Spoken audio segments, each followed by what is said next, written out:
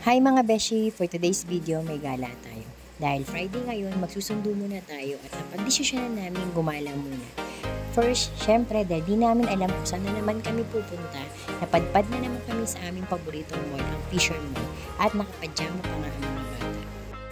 Pagpasok pa lang namin ay nagkanya-kanya na sila kung saan sila pupunta. Then, ang aming agenda muna ay ang paghahanap ng crown para kay ate sa gagamitin niya sa kanyang event. Pagpasok pa lang ng Dep Store, daman-daman mo na ang ambience ng pagpasok ng Pasko dahil sa magagandang dekorasyon nito. Siyempre, pagpasok pa lang, yung mga anak mong makukulit, akala mo nakalabas sa hawla ay nagkanya-kanya na naman ang mundo at kanya-kanyang kulitan naman. Siyempre, beshi, itutur ko muna kayo dito. Dahil tayo ay naghahanap ng crown, tayo ay lilibot muna. Siyempre, sa paglilibot at wala tayo nakita, pero may batang makulit sa gilid at di na naman mapakali at gusto pang magpa-video.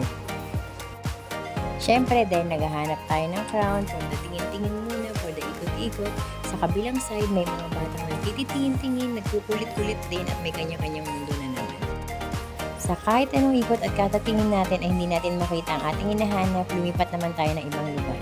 Siyempre, for the lakad na naman at for the tingin-tingin. At may mga batang kulit talaga at hyper mga ang sasaya nila.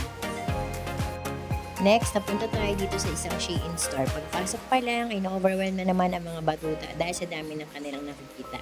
Siyempre, nagkanya-kanyang mundo na naman sila, nagtuturo at kung ano-ano naman ang kanilang ginagalaw. After that, nagutom ang mga person at kumain sa Jerry's Grill. Siyempre, pagpasok mo pa lang dito, ang ganda rin ng ambience at kami ng tao, Paskong Pasko na nga. Then, nakahanap na kami ng aming uupuan. Pag-upo pa lang ay syempre may kanya-kanyang mundo na ang mga bata nagsi-cellphone, nagkukulitan at kung ano-ano pinagkukwento. Then after waiting, naisipan ko munang mag-video dahil syempre nagre-reel si Beshi at nagpo-vlog. Pag-feeling vloggeries muna tayo while waiting sa ating order. Then at last, dumating na ang ating order. Unang sinerve ay ang kangkong chips.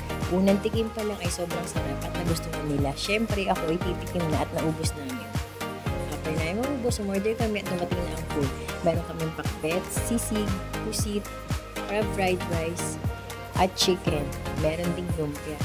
Siyempre, start na kami ng kain at na food is served na nga. At pagkakain ay kanya-kanyang kuha na at kanya-kanyang kwentuhan na. Then, may isang batang nag-aantay sa gilid ng kanyang order at nakasimangot habang kami ay sarap-sarap kumain at nagkakwentuhan ng mga kung ano-ano. Siyempre, for the video tayo dyan, beshi. Dahil maganda rin makapture natin ang mga moment na ganito sa ating pamilya dahil minsan lang ito nangyari. Siyempre, sa bawat labas may kainang magaganap. After that, ay mag-grocery naman kami. At siyempre, dahil sa pag-grocery, nakita ko na naman ay isang vlogger at tayo mawawala ba naman ang ating grupo? Kung nakarating ka dito, beshi, salamat sa panonood at thank you for watching. See you on my next vlog. Bye!